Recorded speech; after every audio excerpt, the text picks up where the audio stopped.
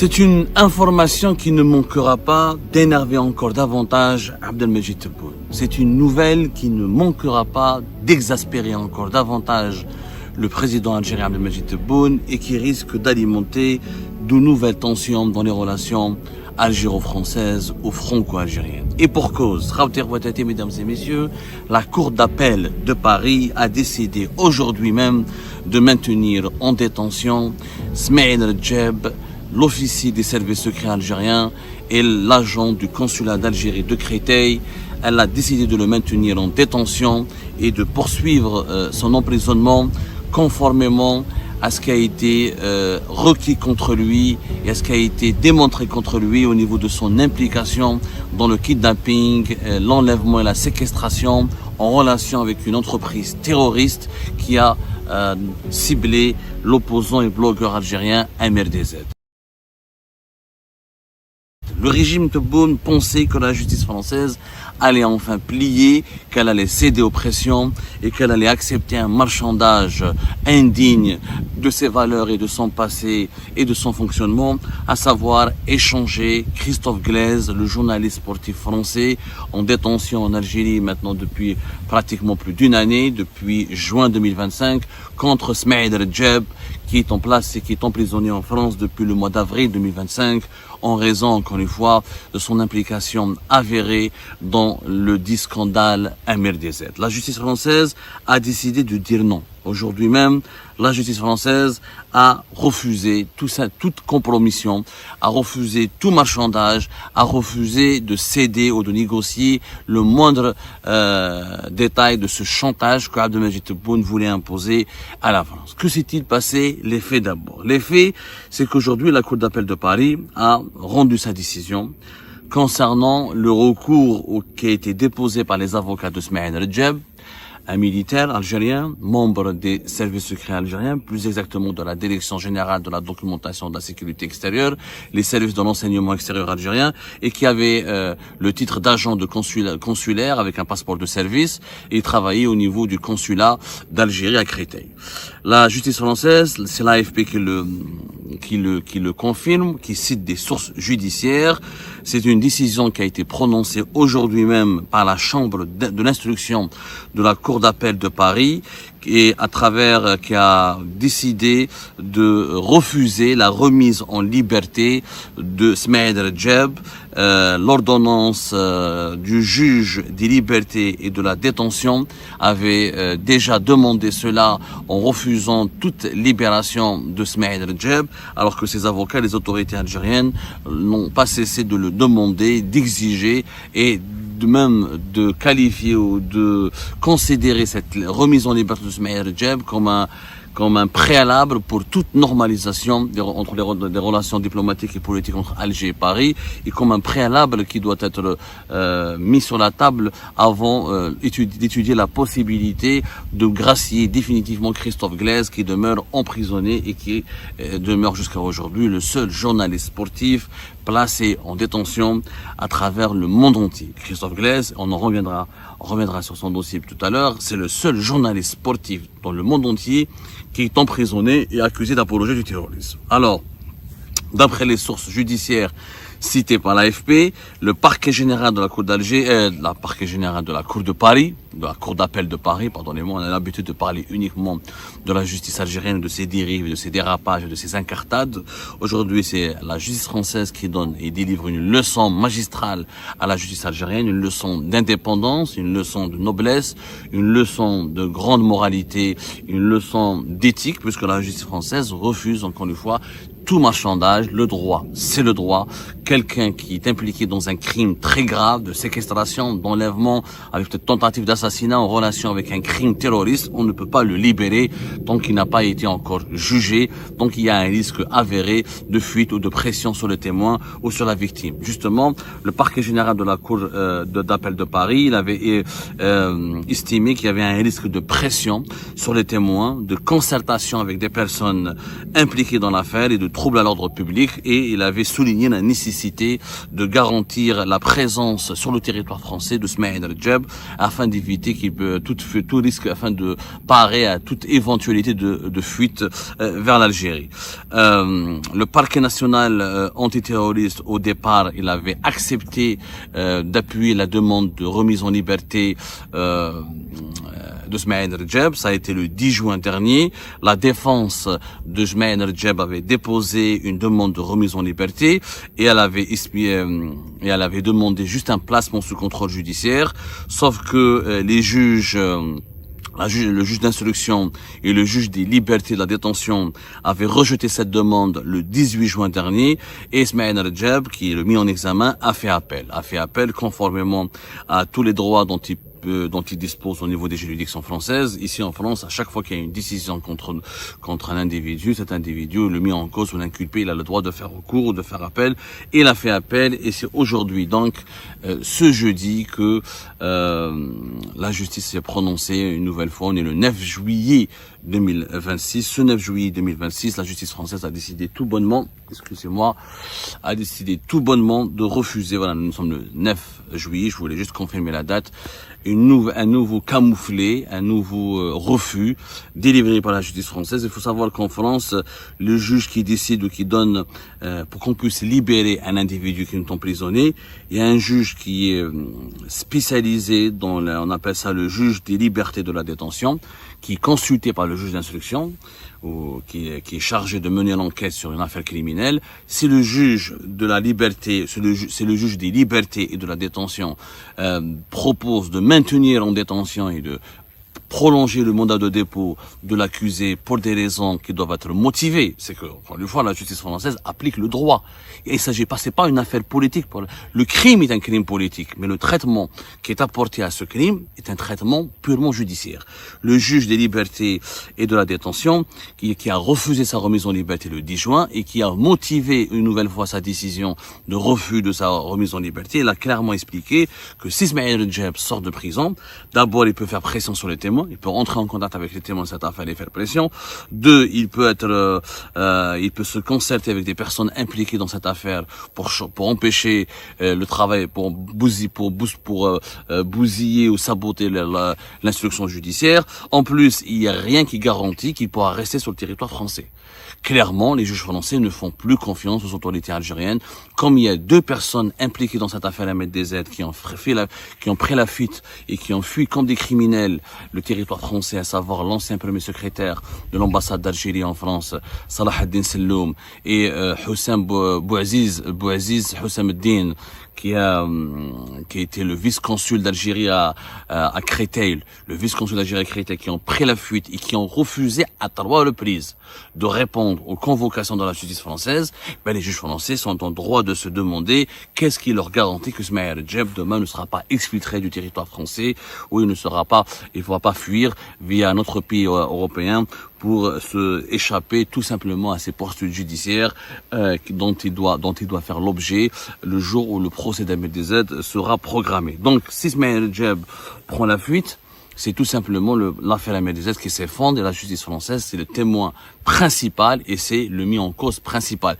C'est pas l'auteur principal du crime, parce qu'on a Houssam ad-Din Bouaziz, on a Salah ad-Din Selloum, il y a quand même 7 gangsters, dont une femme, 6 à 7 personnes impliquées dans l'opération de kidnapping, d'enlèvement et de séquestration d'Ahmed DZ. Mais Smaïl Redjeb, il a été l'intermédiaire entre ces gangsters et les responsables, à savoir Houssam ad-Din Bouaziz et Salah ad-Din Selloum, au niveau de l'ambassade d'Algérie et du consulat d'Algérie à Créteil.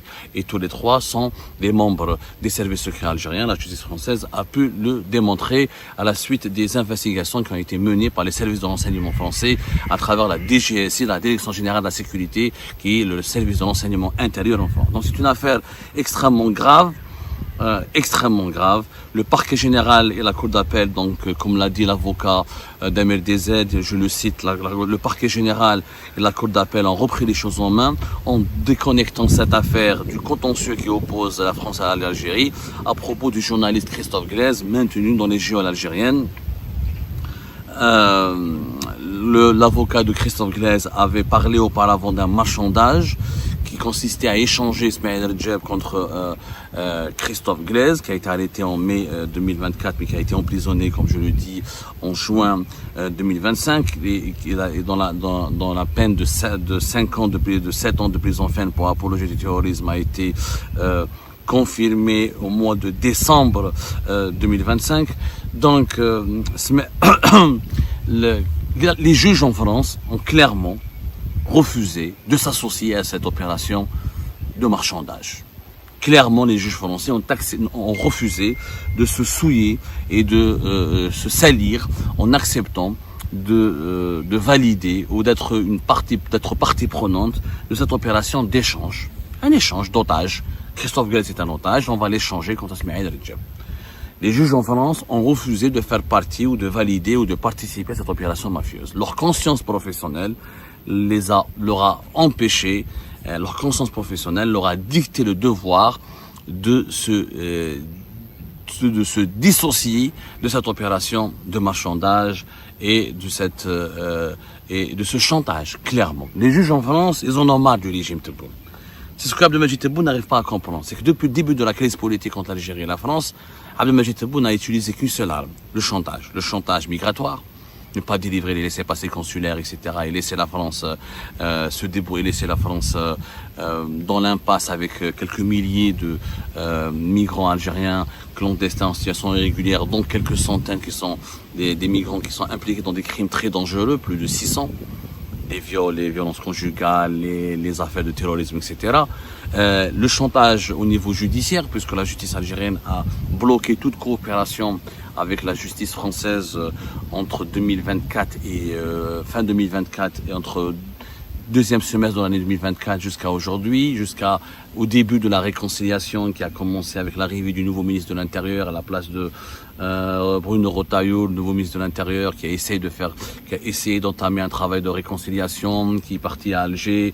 Gérard Darmanin, le ministre français de la Justice, qui est parti récemment à Alger. Il y a eu des échanges, il y a un début de réconciliation. Mais jusqu'à la fin de l'année 2025, pratiquement, il y a eu aussi un chantage qui a été exercé contre les juges. Les juges français ont adressé pas mal de correspondances, de demandes de coopération aux juges algériens en ce qui concerne les affaires de narcotrafic, en ce qui concerne les affaires de terrorisme, en ce qui concerne les affaires criminelles de droit commun. Et les juges algériens n'ont jamais coopéré, ont refusé de coopérer parce que l'État algérien, parce que Abdelmadjid Tebboune, le régime Tebboune leur a demandé de suspendre toute coopération judiciaire avec la France. Et ben voilà aujourd'hui le résultat de cette politique de chantage, c'est que les juges français refusent tout compromis avec le régime Tebboune. Tout simplement. Tebboune a réussi à se mettre à dos l'appareil judiciaire français. L'appareil judiciaire français qui n'a pas d'intérêt politique. Les juges ne sont pas élus, ils ne font pas des élections, ils n'ont pas d'obligation de faire des scores électoraux, ils ne participent pas à des scrutins électoraux, c'est des fonctionnaires, ils sont indépendants, ils ont des règles de droit et d'éthique et de déontologie appliquées et ils doivent protéger l'ordre public et la sécurité en France. Comment peut-on protéger l'ordre public en France en ayant comme partenaire un président algérien, lui, qui fait du chantage, qui n'hésite pas à renvoyer des migrants qui sont dans profil dangereux, impliqués dans des actes criminels, qui refuse de reprendre les ressortissants impliqués dans des crimes en France, et qui leur fait du chantage en permanence, qui leur dit tout simplement, vous n'allez pas sentir l'odeur de Christophe Glaise tant que je ne récupère pas Smaïl Redjeb. Clairement, c'est ça la chanson c'est ça le disque qui a été envoyé par Alger à Paris. Clairement, et les juges ont dit non. Et ça ne veut pas dire qu'ils ne se préoccupent pas du sort de Christophe Glaise.